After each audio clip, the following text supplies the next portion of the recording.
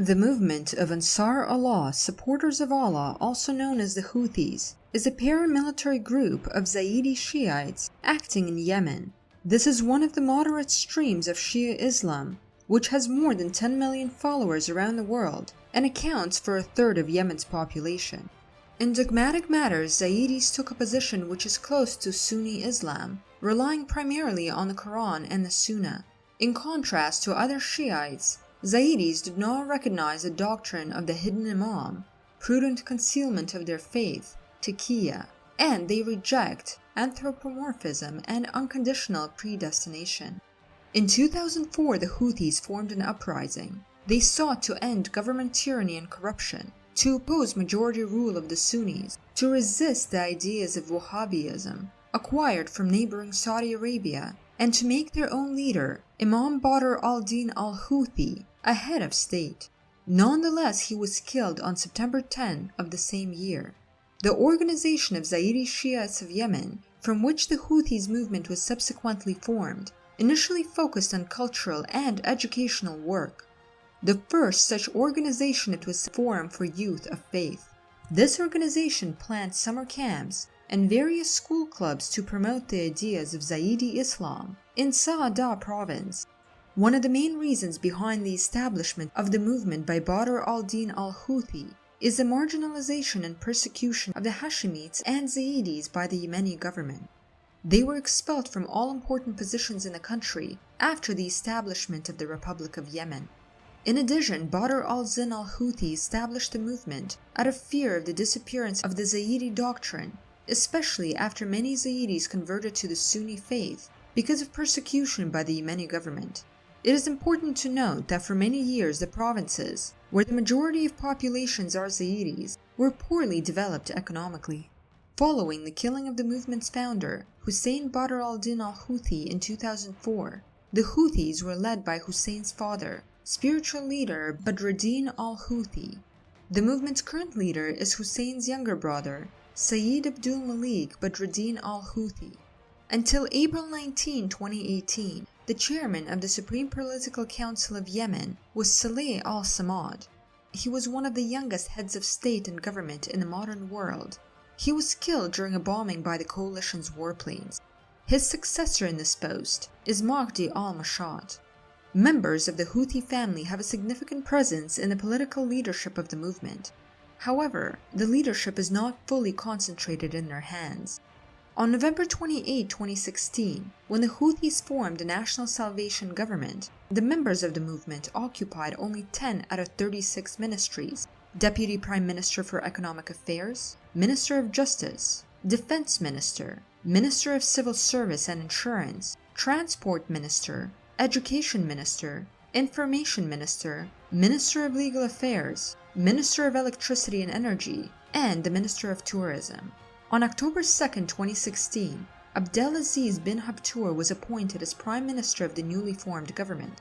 Initially, after the flight of Abdrabbu Mansur Hadi, the Supreme Revolutionary Committee (SRC) was the main governing body in the country. The CRC began to act as an interim government on February 6, 2015, when the Houthis established control over Sana'a. On August 15, 2016, the SRC formally handed power to the Supreme Political Council, SPC. The SPC is an executive body formed by Ansar Allah and the General People's Congress, GPC, to rule Yemen. Formed on July 28, 2016, the Presidential Council consists of 10 members, and until his death in a drone airstrike on 19th of April of 2018, it was headed by Saleh Ali al-Samad as president, with Qassem Labouza as vice president. The SPC carries out the functions of head of state in Yemen and manages state affairs in a bid to fill in political vacuum during the war. It is not internationally recognized. It was responsible for the creation of the National Salvation Government. At the same time, the CRC authorities have not been abolished and in fact continue to exercise control over important areas of political and social life on the ground. The Houthis have a full-fledged military structure that includes both newly formed paramilitary formulations and a large part of the armed forces of Yemen. The Houthis created their own full-fledged armed forces with general staff, air and coastal defenses, missile forces, intelligence, and special operation forces. According to available data, the Houthi forces are divided into 7 military districts, each with its own commander. A special role in the structure of the Houthi forces is occupied by Yemeni missile forces, 5th and 6th Missile Brigade, who are responsible for conducting missile strikes against targets in Yemen and Saudi Arabia, and for converting a stock of around 200 V-755 SAMs from the S-75 SA-2 system into ballistic missiles. Service assembly and conversion of missiles are carried out by forces of its own research division, the Missile Research and Development Center. Various Soviet surface-to-air missiles turned into ballistic missiles are known as Qaher-1, Qaher-2, and Qaher-2M. In April 2018, a Saudi airstrike killed Nasser al-Kubari, who, according to pro-Saudi forces, headed the Republican Guard, militia team responsible for major missile operations against targets in Yemen and Saudi Arabia. According to various sources, the Houthis currently have about 150,000 fighters across the country. Goals of the movement include combating weak economy and political marginalization in Yemen, and fighting for the autonomy of regions in which majority of the population is Zaidi. From the statements of high-ranking officials of the movement, one can draw a conclusion about what Ansar Allah wants to achieve.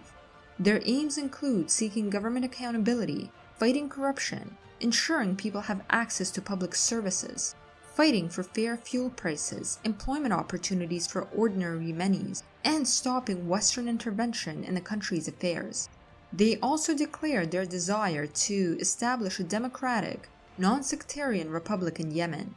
As for religion, the leaders of the movement claim that their actions are aimed at combating the expansion of Salafism, which comes from neighboring Saudi Arabia, and protecting the community against discrimination based on religious grounds.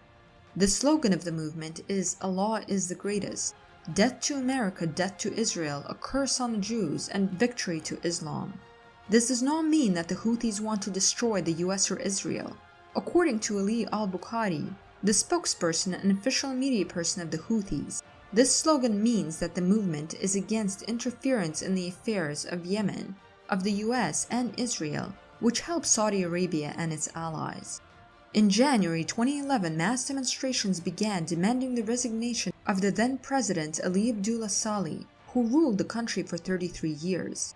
The causes were poverty. A significant part of the population constantly suffered from hunger and lack of access to drinking water, youth unemployment, and religious tensions. In early February 2011, the protests forced the president to make some concessions. He did not transfer power to his son, reduced the number of presidential terms to 2 in a row, and dropped an idea to participate in the upcoming election. Saleh refused to leave the post at that moment. On February 17, the first protesters died at the hands of the police in Aden. Violence grew until it reached its peak on March 18, when 52 demonstrators were killed in the capital, Sana'a.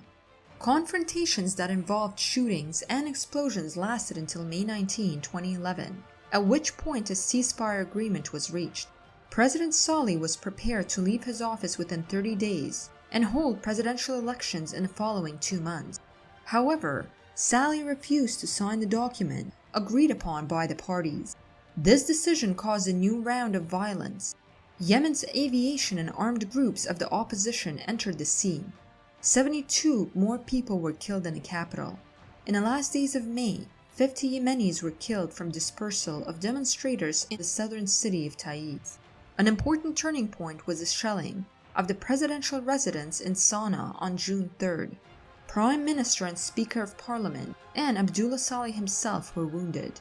The Houthis tried to break into the city. Saleh fled from Yemen.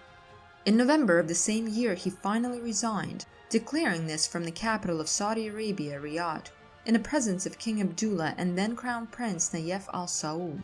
Saleh actually transferred power to Hadi, then Vice President of Yemen, a Sunni, who took a pro-Saudi position.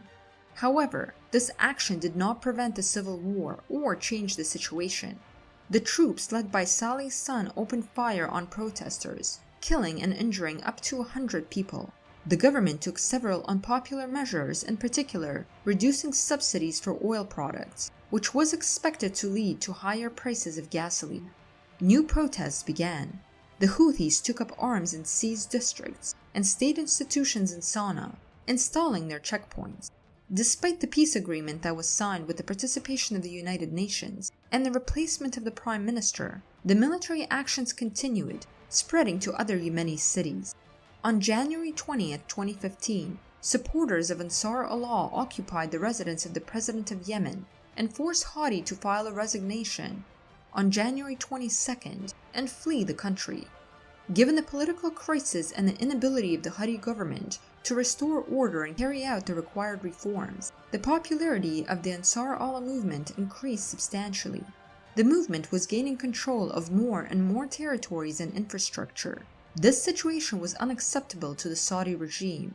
The Saudi assembled a military coalition which included virtually all countries of the Persian Gulf, except Oman. To some extent, Egypt, the United States, Morocco, Sudan, Pakistan, Senegal, and Jordan also provided assistance. Fleeing to Saudi Arabia, President Hadi called for military intervention in a country to suppress the insurgency. Aden became the capital for forces loyal to the fled president. The Houthis, in turn, strengthened in the northwest of the country. The invasion officially began on March 26, 2015, with Operation Decisive Storm. The coalition established a no-fly zone over Yemen. After initial airstrikes, most air defense systems on the territory belonging to the Houthis were destroyed or put out of order. Full-scale fights began on both sides. On April 21st, the operation was officially ended on the formal request of the President Hadi himself. On April 22, 2015, a second operation was launched, Operation Restoring Hope, which continues to this day. Its goal is to restore the power of President Hadi over the whole country and put an end to the Houthi movement. Currently, the Ansar Allah movement consists of tribes from northern Yemen, some supporters of the former President Saleh, including units of the Republican Guard and the Yemen Army. Iran is an external ally providing military advisors and technical specialists, including those from Lebanese Hezbollah. Saudi Arabia's interests within Yemen are supported by the Sunnis, supporters of the deposed President Hadi, as well as local Wahhabists. Another side of the conflict is the UAE, which supports the southern Yemeni movement, representing the interests of a significant part of the population of the former South Yemen. 2015 was marked by the most violent clashes. During this period, the coalition lost F-16 of the Moroccan Air Force in the province of Sa'adan, as well as 3 AN-64 Apache helicopters, 2 of which were shot down in the Saudi province of Najran. Another lost over the Yemeni province of Marib. The coalition's offensive on the Aden-Abia road in the summer of 2015 was known for heavy losses of armored vehicles. On August 24th, the Houthis destroyed 2 Abrams battle tanks in the Saudi province of Jazan. On August 25th, in the province of Baida, a column of armored vehicles of the UAE was destroyed in an ambush. Soldiers from Emirates lost 11 MRAPs, some of which were abandoned by the crews. On August 29, 2 more Abrams were destroyed in the same province. By the end of August, the planned blitzkrieg of the coalition turned into a total failure. Hadi supporters and interventionists were trapped in fierce battles in the provinces of Taiz, Marib, and Baida. It is estimated that dozens of armored vehicles were lost. On September 4th, more than 100 fighters were killed, including 52 UAE soldiers, 10 Saudi soldiers, and 5 citizens of Bahrain, when the Tochka-U missile hit a military camp of the coalition in Marib. In September, over 20 Saudi armored vehicles were destroyed in Marib in 3 days. Large losses forced commanders of the coalition to replace their soldiers with militants from among the supporters of Hadi. In the same month, the UAE Air Force began providing air support to Hadi supporters from the Eritrea territory, which significantly reduced the fly time for airstrikes. Seeking to reduce the cost of the air campaign, the leadership of the UAE preferred to use a light AT-802U attack aircraft for airstrikes. This is much cheaper than to employ Apache attack helicopters and F-16 fighters. In October, a Sudanese military arrived in Yemen, and there were reports of mercenaries from Colombia operating in the region. In 2016, the war acquired characteristics of prolonged trench warfare. Houthi forces were in a half-kilometer of the Taiz area, but the Houthis did not have enough strength to cut the enemy's communications. Frictions began within the coalition regarding the continuation of the operation, and on June 16, the UAE reduced its direct military involvement in the conflict. However, the coalition's aviation continued airstrikes against military and civilian targets in Yemen. For their part, the Houthis and their allies continued raids on the border provinces of Saudi Arabia and the missile attacks on military installations in Saudi Arabia. This situation was used by terrorist organizations such as ISIS and Al-Qaeda in the Arabian Peninsula, AQAP. These organizations acquired control of large areas in the southern and eastern part of the country. In 2017, the war in Yemen also bore characteristics of trench warfare. In May, the Sudanese military attempted to carry out an independent offensive operation in the desert of Midi, which ended in a complete defeat of the Sudanese force. In the fall of 2017, the Houthis and a loyal part of Yemen's army undertook an offensive operation in the province of Taiz, which led to bitter trench battles, in which neither side was able to achieve decisive success. The Houthis remained in control of the western provinces of the country, including the capital. Iran provided extensive assistance to anti-Saudi forces. Supporters of Houthi and the interventionists have control over the southern and eastern provinces. Militants of AQAP and ISIS act in the north, an example of which is the attack by ISIS on Aden in November of 2017. By the end of November 2017, the Air Force of the coalition had lost 8 aircraft, mostly for technical reasons, and at least 14 helicopters. The total number of casualties of the coalition is unknown. However, by the end of September 2017, at least 412 Sudanese have been killed in Yemen. Saudi Arabia lost at least 42 tanks during the conflict. The total losses of armored vehicles exceed 300. The UAE lost at least 150 armored vehicles. The official losses of the coalition forces at the beginning of 2018 are almost 1,300 service members. The total number of casualties of the coalition and its proxies throughout the conflict is certainly estimated in the thousands. A war that was meant to be a quick victory turned into a big problem for Riyadh.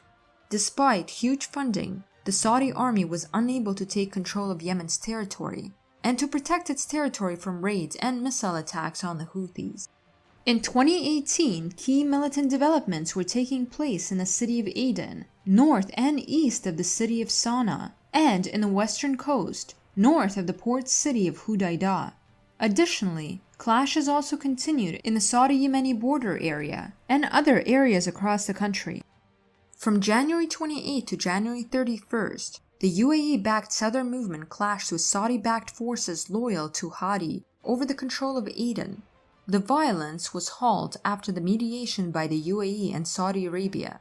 The city formerly remained in the hands of the coalition, but an influence of the Saudi-backed faction decreased in the area. On January 31st, the coalition-led forces captured the city of Aden. This advance was presented as a huge victory of the coalition. On February 18, the Houthis ambushed a large UAE army convoy in the district of Mawza in the Taiz province. 12 Emirati soldiers and several fighters loyal to Houthi were reportedly killed, while 4 armored personnel carriers (APCs) of the UAE army and 4 other vehicles of pro-Houthi forces were destroyed. On March 14, the coalition-backed forces captured Rabaye and Al-Adma mountains in the Neem district of Sana'a province, allegedly killing 26 Houthi fighters and destroying 3 vehicles and 2 armored vehicles. Over 70 Houthi fighters were reportedly injured and killed in the multiple artillery strikes across the district. The goal of the advance was to set a foothold for capturing the Sana'a International Airport and thus preparing for another attempt to capture the Yemeni capital. On March 24th, the Houthis launched an offensive in the Neem district, killing more than 120 fighters backed by the coalition. Dozens of their vehicles were reportedly destroyed in the International Sana'a Airport, north of the Yemeni capital of Sana'a. The Houthis reversed the coalition's gains in a single rapid attack. On March 27, the Houthis forced Saudi-backed forces to withdraw, from some of their positions in the Yam mountain range area. The Saudi-backed attempt to advance on Sana'a failed. On April 7, the Houthis ambushed a battalion of the 9th Airborne Division of the Armed Forces of Sudan, fighting on the side of the Saudi-led coalition in the Midi district in the northwestern province of Hajjah. Between 50 and 80 Sudanese fighters were killed, and more than 100 were wounded. On April 11, the Saudi-led forces captured the center of the Midi district. Thus, they secured a notable part of the border south of the Saudi province of Najran. However, this was not enough to stop the Houthis' cross-border attacks. On April 25th, the coalition's forces resumed their military operation in the southwestern province of Taiz, capturing some positions in the district of Dimnat Qadir. However, they were not able to develop the initial success. Since early May, the coalition's forces have resumed active attempts to reach and capture Hudaydah, which remains one of the key logistical hubs in a Houthi-led area, allowing the group to receive humanitarian aid for the local population. Fierce clashes north of the city were taking place from mid-May till June, when the coalition's forces were pushed from their positions near the Hudaydah airport. On June 6, the Houthis started attacking supply lines of the coalition's forces involved in the operation. The situation in the area remains tense. The nature of land combat in Yemen is different from what was observed in Iraq and Syria. In 2003 in Iraq, American infantry and armored units used tactics of rapid advancement and clearing from area to area with minimal downtime. This was not observed in the actions of the Saudi army. On the contrary, there was a glaring incompetence of personnel and an inability of the command to use available forces and means. Several eyewitnesses testified that the leadership of the Saudi army was engaged in sorting out personal quarrels instead of organizing and planning operations. The commanders of the Saudi coalition made a number of significant mistakes in their use of armored vehicles during the offensive operations in the summer and autumn of 2015. Lightly armored BMP and BTR vehicles, intended for the transport of personnel, were used as support vehicles for infantry when the infantry stormed positions of the Houthis, resulting in massive losses of these light armored vehicles. The apotheosis of unprofessionalism of the coalition was the use of the MRAPs, which became one of the symbols of the Yemeni ventures of the kingdom. The MRAPs, which were frequently used in Yemen, possessed good anti-mine protection, but were completely deprived of any protection from fire of anti-tank weapons. The Saudis tried to compensate for low training and poor morale of their infantry by using a large number of armored vehicles. The result was a massive loss of these vehicles. The MRAPs were destroyed by fire from ATGMs, RPGs, and heavy machine guns. Often the crews of these vehicles were seen fleeing the battlefield. Equipment designed for patrolling the terrain and transferring personnel in counter-partisan war turned out to be useless. The Houthis usually destroyed the abandoned MARP vehicles. They did not have sufficient material or technical support required for repair. Similar mistakes were made by the Saudi coalition with the use of heavy armored vehicles. Low training of the personnel allowed the Houthis to knock out American Abrams M1 battle tanks to a safe distance with the help of obsolete Soviet anti-tank systems. It is almost certain that in the future, the war in Yemen will become increasingly partisan. There are several reasons for this. The Ansar Allah movement is under a blockade and does not have sufficient reserves for a full-scale offensive to the south and east of the country. In turn, the coalition forces incurred unnecessarily high losses and experienced problems with motivation and morale of their own armed forces. The Houthis and supporters of Saleh have an advantage in combat experience and training of their personnel. A significant number of Yemeni officers were previously trained by Soviet specialists. In addition, Iranian advisors also played a significant role in assisting anti-Saudi forces. Until the early 1990s, the Yemen Arab Republic (YAR) and the People's Democratic Republic of Yemen, commonly referred to as South Yemen, had been actively purchasing Soviet-made systems 9K-72 Scud and 9K-79 Scarab, which were widely used during the 1994 Civil War. By the mid-2000s, the Yemeni army had 4 artillery brigades, one of which was equipped with field artillery, and 3, the 1st, 26th, and 89th Artillery Brigades, were equipped with the operational tactical missile systems. All 3 brigades were part of the Yemeni Republican Guard. The main task was to protect the capital of Sana'a. In early 2000s, the Yemeni army withdrew Luna M short-range artillery rocket systems and replaced them with Hwasong-6 tactical ballistic missiles, which were acquired from North Korea. Pyongyang also assisted in the organization of missile services and the necessary training of personnel. However, under the pressure of the US since 2003, the parties' cooperation has been terminated. According to data provided to the US Congress, 24 Tochka and 18 Scud complexes were in service in Yemen, as well as some stockpiles belonging to them in 2004. According to the US Analytical Center, Jamestown Foundation, in the 2000s the government of Yemen purchased 45 Hwasong-6 missile systems from the north. In the 2000s, Iran was responsible for supplying Yemen with missile systems and missiles. Its missiles are compatible with Soviet and North Korean launchers, such as Scud, for example Shihab-2. In addition, they are even more powerful and long-range than their Soviet and their Korean counterparts. However, at present Iran does not have the opportunity to supply their Houthi allies with new missiles. The naval blockade makes it almost impossible to deliver large-scale weapons to Yemen. Perhaps the production of these missiles or their partial assembly from the previously supplied components is already established in Yemen itself. From the onset of the operation of the Arab coalition in Yemen, Saudi Arabia and its allies tried to destroy stockpiles of heavy weapons and ballistic missiles. However, this goal was not fully achieved. Units of the Yemeni military which united with the Houthis managed to retain the bulk of the mobile missile systems and rocket reserves, which subsequently allowed them to launch regular missile strikes on Saudi Arabia. For example, in October 2016 it was reported that a Yemeni ballistic missile was intercepted in the area of Mecca. At that time, Yemenis were aiming at an airport near the city of Jeddah. A rocket was also launched on the King Fahd airbase. In May 2017, the Houthis commemorated US President Donald Trump's visit to Riyadh by launching a Burkan 2 missile. It fell in the vicinity of the Saudi capital. Earlier, the Yemenis carried out 2 more missile strikes in the direction of Riyadh.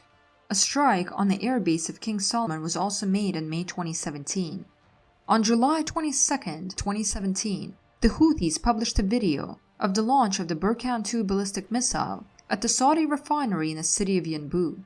It was reported that this missile flew about 930 kilometers, which is the longest distance a Houthi missile has traveled. The Houthis said that the missile struck an oil refinery. However, representatives of the Saudi Arabia stated that after the fire was extinguished, the enterprise continued to operate normally. On November 4, 2017, Saudi Air Defense Forces intercepted a ballistic missile fired from Yemen, northeast of Riyadh. In response, the Crown Prince of Saudi, Mohammed bin Salman, said that the alleged missile supplies to the Houthis from Iran was an act of military aggression. From the onset of 2018, there has been an increase in the number of missile launches by the Houthi-led forces. The launches were particularly numerous in March-April of this year. On March 22nd, the Yemeni forces that are loyal to the Houthis announced in an official statement that they tested a new short-range ballistic missile named Badr 1. According to the statement, a key oil facility of the Saudi Aramco oil company in the southern province of Najran was successfully targeted. The Yemeni forces said that the Badr 1 is a solid, fuel ballistic missile with a speed of up to 4.5 Mach and high accuracy. However, the available images allow to conclude that it is a solid fuel artillery rocket, not a ballistic missile. The Badr 1 is a likely copy of the Iranian Fajr 3 artillery rocket, as both rockets appear to have a similar diameter and length. The range of the Fajr 3 is over 43 kilometers. This is more than enough to hit Najran province from the Houthi-held area in northern Yemen. To mark the 3rd anniversary of military operation of the Saudi-led coalition, Houthi forces launched 7 rockets of various types during the night of March 25 to 26 at the airports of Riyadh, Abi, Jazan, and Najran. The Burkan H-2 missile was launched at Riyadh. Qaher M2 missiles, modified S-75 air defense missiles, were employed against other targets. Saudi air defense forces intercepted the missiles through a massive launch of Patriot anti-aircraft missiles. However, judging by video evidence, at least 2 anti-aircraft missiles malfunctioned. One exploded almost immediately after its launch. The other lost its course and fell to the ground. On April 8, the Yemeni missile forces launched a Badr-1 missile at a radar station outside the city of Khamis Mushayid in the province of Asir. On April 9, they launched a Zilzal-2 missile in the Nahuqa military base in the province of Najran. On April 10, a Badr-1 ballistic missile was launched at a military facility in the province of Najran. On April 11, the Burkan H-2 missile was launched towards the Saudi capital, and a Badr-1 missile was launched in one of the border regions of Saudi Arabia. The Burkan H-2 missile reached its target and fell in one of the inhabited areas of the city. On the same day, the Houthis carried out successful strikes at the Abha airport in the province of Asir and facilities of the Saudi company Aramco in the province of Jazan using Qasif-1 suicide UAVs. On April 17, the Yemeni missile forces launched a Badr-1 rocket at a power station in the province of Najran. The rocket was intercepted by Saudi military according to the Saudi sources. On April 23, the Houthis launched 2 Badr-1 rockets at oil facilities belonging to Aramco in Jazan. On April 28, the Houthis launched at least 8 Badr-1 ballistic rockets at economic and vital targets in Jazan. However, no details were provided. The naval blockade, along with a deficit of material resources, forced the Houthis to develop an asymmetric response to the coalition. Therefore, the Houthis redesigned anti-aircraft missiles from air defense systems to short-range ballistic missiles. This made sense given that the country's air defense system ceased to function, but the stock of missiles from it remained. The best-suited missiles were large anti-aircraft missiles. They have powerful cores with high-thrust engines. Their engine works only in the dispersed section, and then the missile goes along the ballistic curve as an artillery shell. Anti-aircraft missiles from S-75 air defense systems in this regard are an ideal choice. In December of 2015, the Qaher-1 ballistic missile was shown. It originates from the missiles of the S-75 air defense systems. Its launch at the Saudi Khalid bin Abdulaziz Air Base was also announced. It is difficult to judge the specific parameters of this homemade missile, but it can deliver a warhead weighing 200 to 250 kilograms to a range of 100 to 250 kilometers. Prior to the intervention, Yemen had about 80 combat aircraft, of which the most modern were MiG-29s. There were about 20 of them, and most were stored at the Al-Dailami Air Base near the Sana'a International Airport. A small detachment of these aircraft was also stationed in Al-Anad. During the first weeks of the 2015 campaign, the Yemeni Air Force was eliminated, including shelters in which the MiG-29 fighters were stationed. The only possible way to counteract aggression was the use of anti-aircraft guns, self-propelled anti-aircraft guns, and manpads. Before the start of the aggression of the coalition, the Yemeni air defense had 20 Strela-1 missile systems, 200 to 360 Strela-2 missiles, up to 120 self-propelled anti-aircraft guns, from 20 to 34 American M163s, up to 89 Soviet Shilkas, up to 500 anti-aircraft guns, 52 American M167s, from 100 to 200 Soviet Zu-23-2s, up to 150 units of 61K, up to 120 units of C-60, up to 40 units of KS-12. A large part of this arsenal fell into the hands of the supporters of the Ansar Allah movement. Yemen had up to 4 batteries, up to 40 launchers of the Soviet S-75 air defense systems, 2 batteries, up to 8 launchers of S-125 air defense systems, and a known number of Kub air defense systems. Some of them lost their operational capacity even before the outbreak of the hostilities. A large chunk of the stationary complexes and positions of radio engineering equipment were put out of order during the initial airstrikes. Despite this, Yemeni air defense units, through the use of camouflage and tactical methods, continued to inflict losses on the coalition's air force.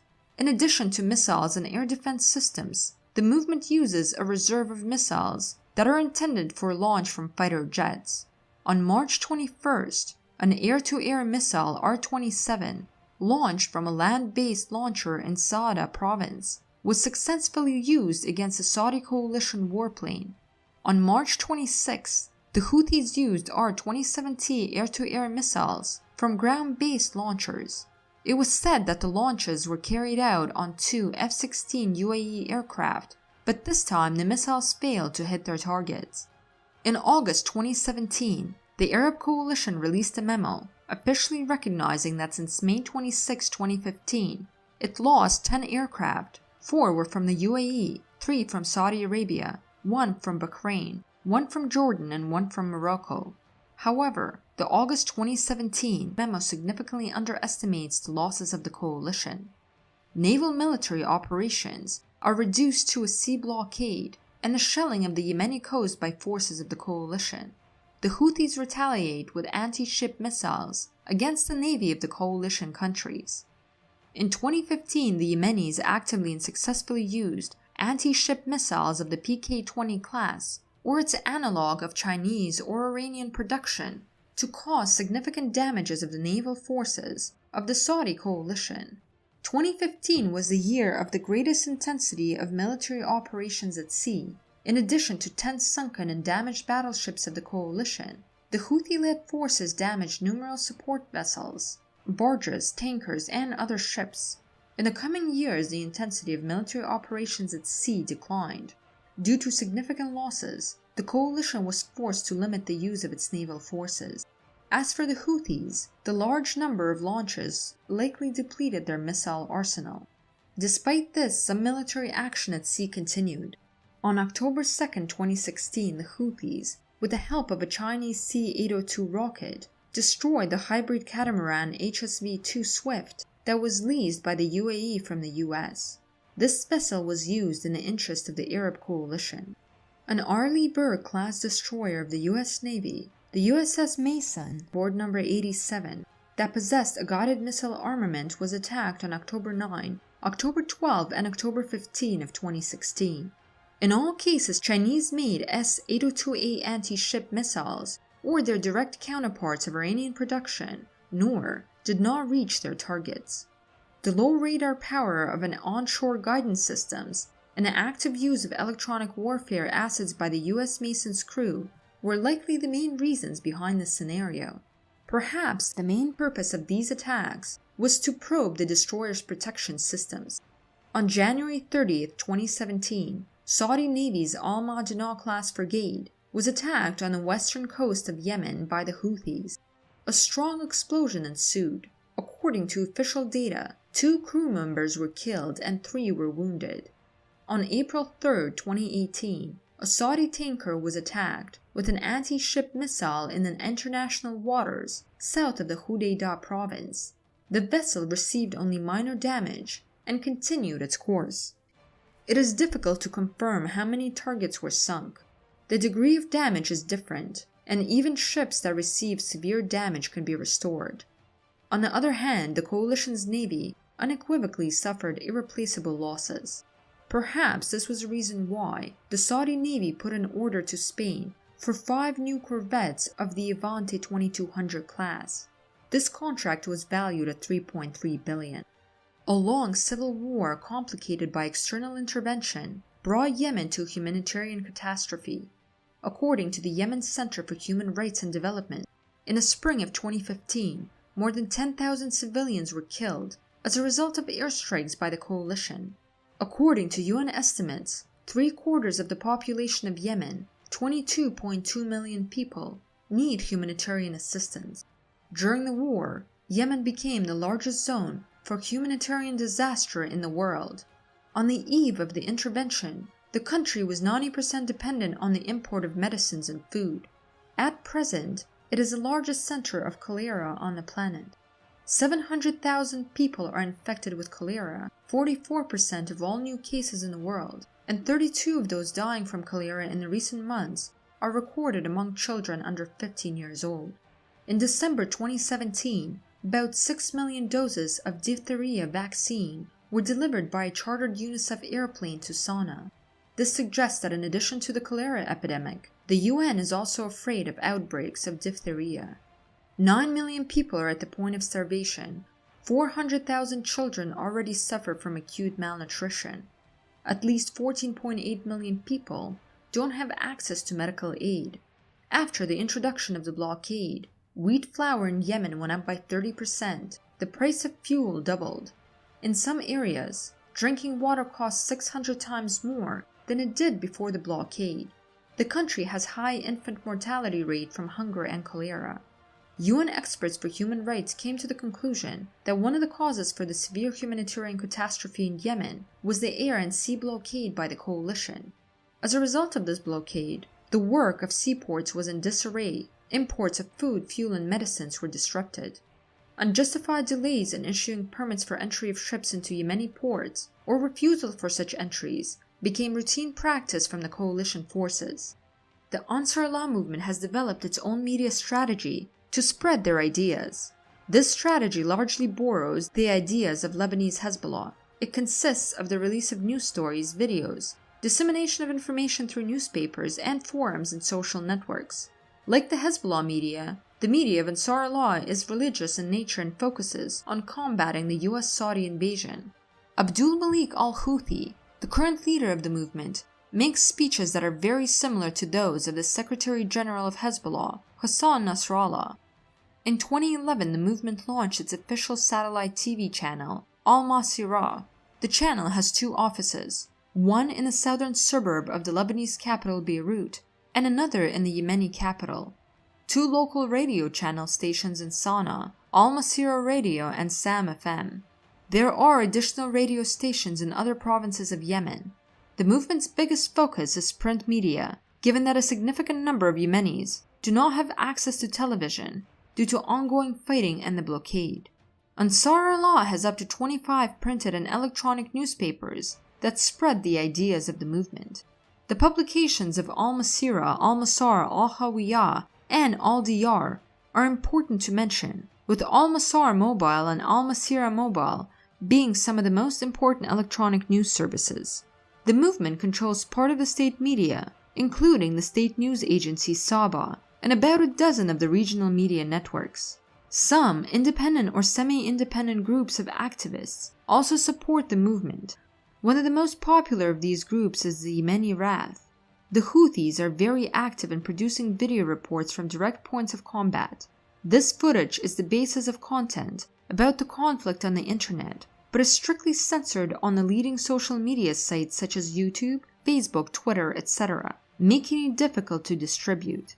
Reasons for censorship include regular demonstration of corpses, primarily of the coalition soldiers, excessive naturalism, and lack of English broadcasting.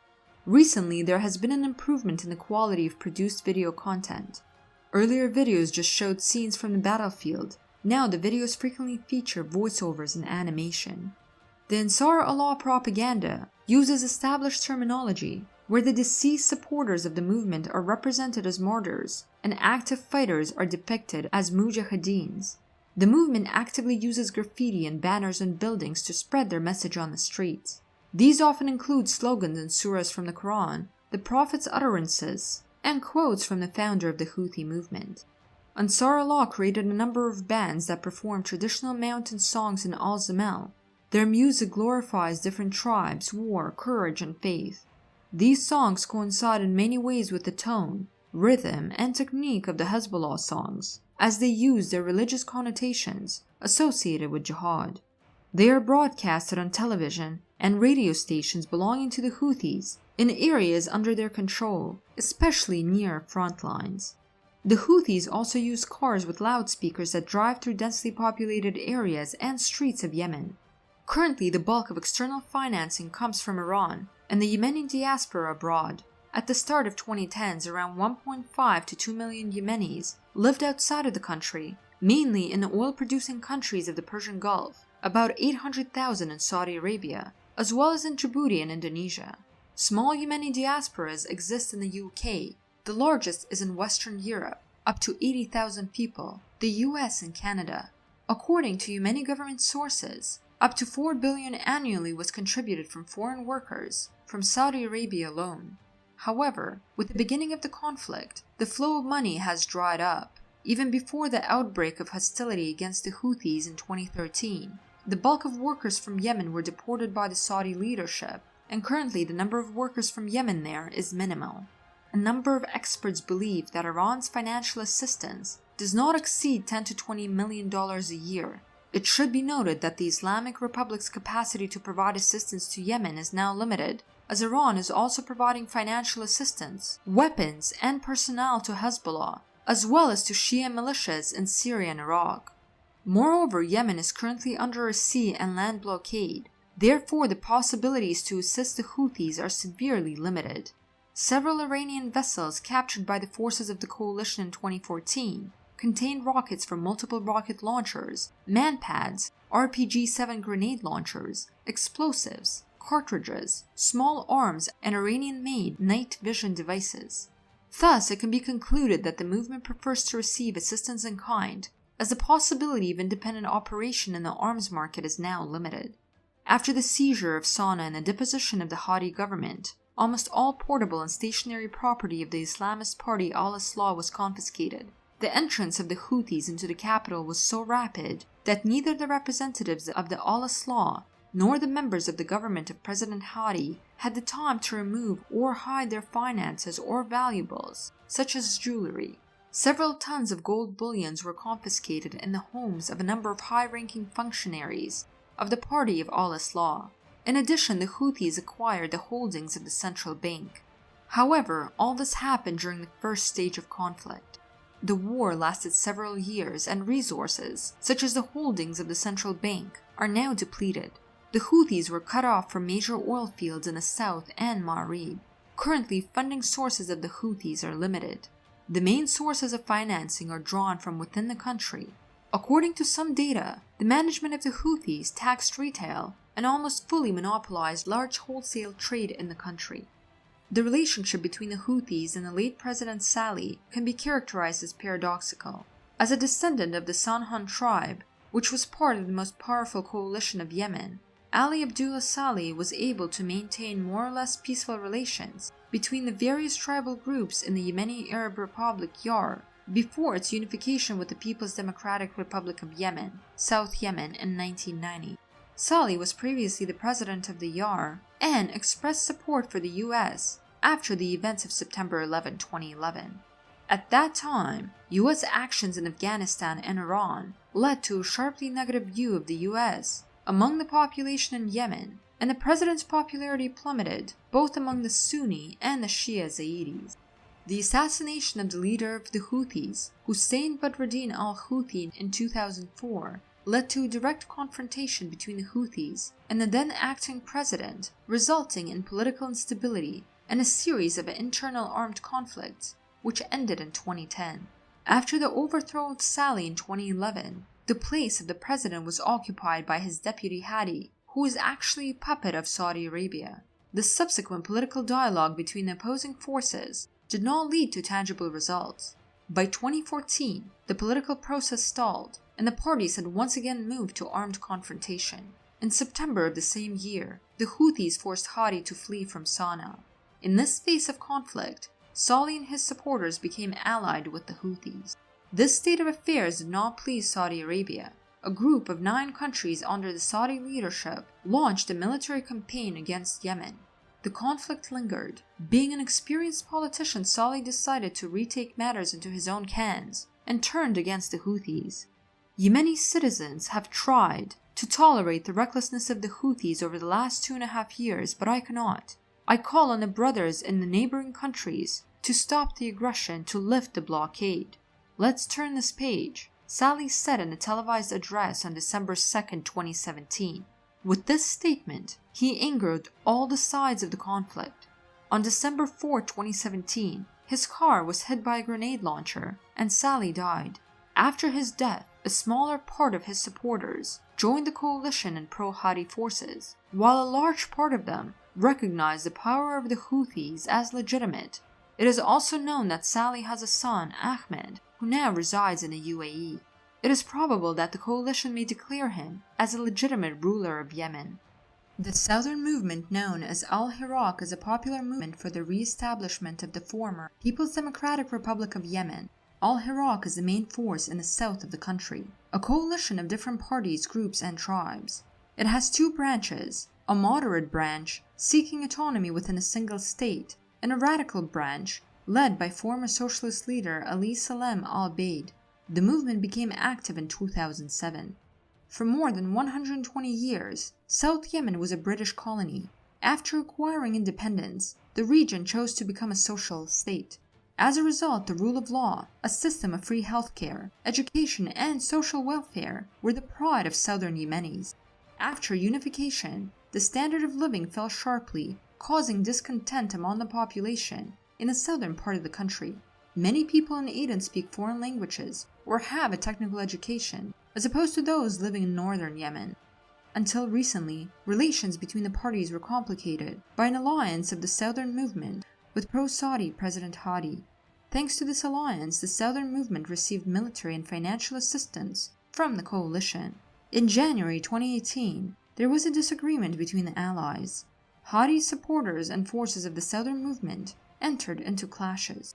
In this situation, the disagreements between Saudi Arabia and the UAE became evident. Dubai does not agree with the role that Saudi Arabia assigns it in the region.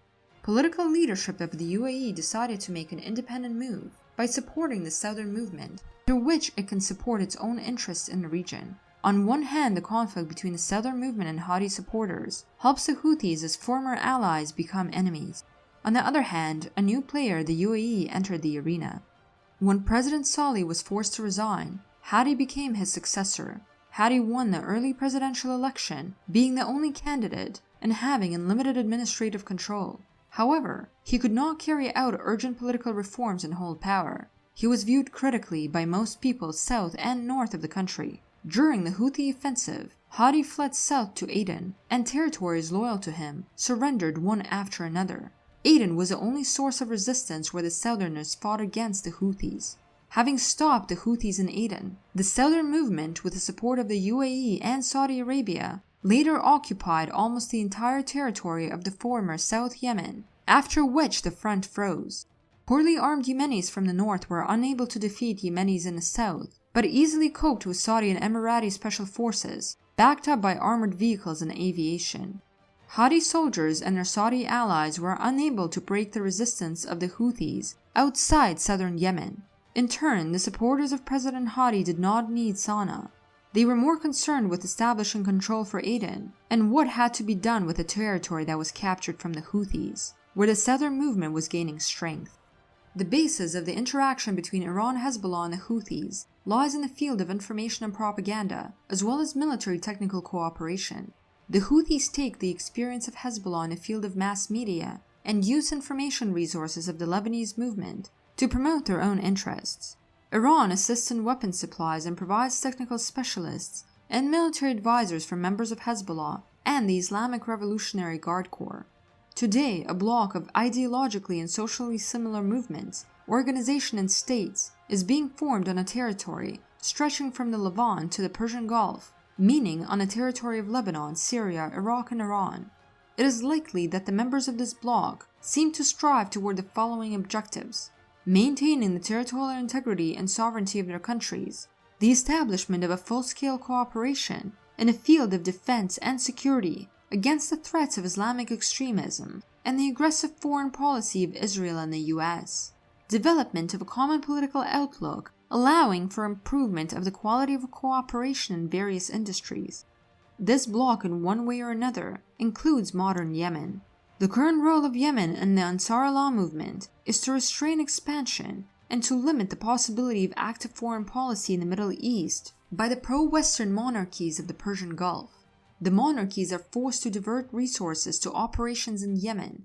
This undermines their economy and morale of the armed forces. Relations between Yemen and Saudi Arabia remain extremely tense and have been so far for a long time. The reasons for the confrontation lie in the history, culture, and interplay of various tribes and peoples of the Arabian Peninsula. For example, in the first half of the 20th century, there were 3 districts of predominantly Zaidi Shia and Ismaili population, Asir, Najran, Jazan, were all occupied by Saudi troops. The hostilities in which Yemen was defeated ceased after the signing of the Taif Treaty on June 23, 1934. Through it, Saudi Arabia obtained recognition by the Yemeni government of its control of Asir, Jazan, and parts of Najran.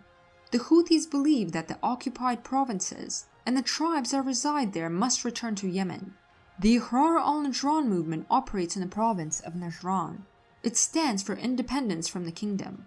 The movement arose after Riyadh violated previous treaties between the kingdom and the tribes during the Saudi operation against the southern neighbor. Shias living in the area of Asir, Najran, Jazan, which now belongs to Saudi Arabia, constitute a large part of the population, but do not have the same rights as the Sunni majority.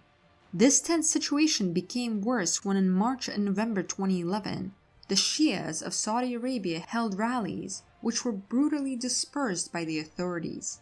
In January 2016, the kingdom's authorities executed a prominent Shia preacher, Nimr al-Nimr, and 46 of his supporters, causing a new escalation between the Sunnis and Shias.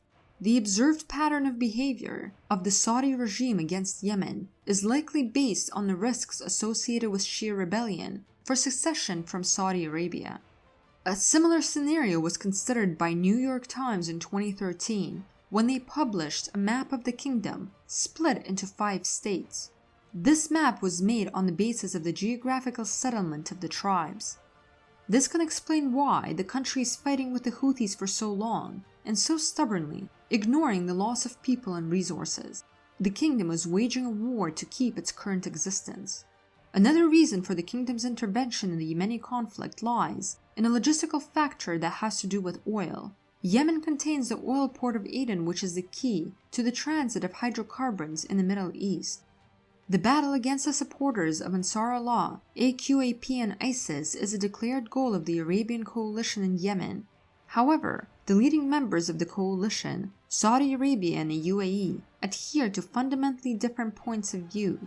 While expeditionary forces of Saudi Arabia remain uninvolved in anti-terrorist operations, UAE units with the support of unmanned US aviation conducted a number of successful operations against Al-Qaeda in Hadramaut, including the liberation of the administrative center of Al-Mukalla and in the area of Aden.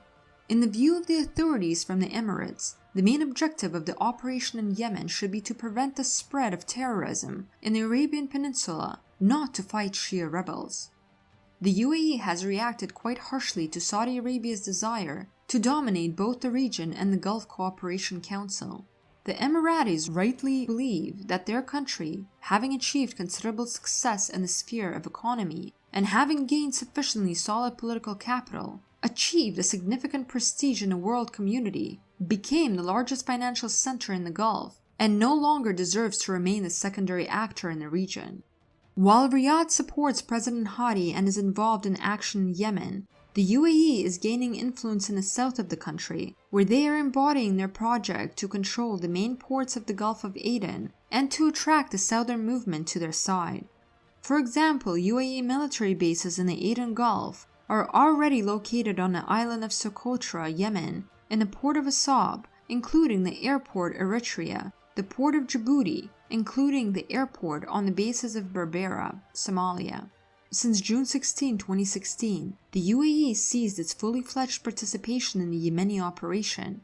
Foreign Minister of the UAE, Anwar Gargash, announced that the military intervention in Yemen had achieved all of its goals. The war for the Emirate troops is almost over, and they will remain in the country to monitor a political process and to help Yemeni security structures in a captured area. Another reason to leave the coalition was the appointment of the General Ali Mohsen al-Ahmar, who was the commander of the loyalist Yemeni troops since February 2016, to the post of Vice President of Yemen. This was regarded as an insult in Abu Dhabi. This high-ranking military official is a member of the Al-Islah Party, a local branch of the Muslim Brotherhood. However, most importantly, the leadership of the UAE left after seeing doubtful results and even more vague prospects of the operation. According to official data of the UAE during the years of intervention, the country lost more than 120 people, not counting armament and military equipment. This is an unacceptable loss for the country.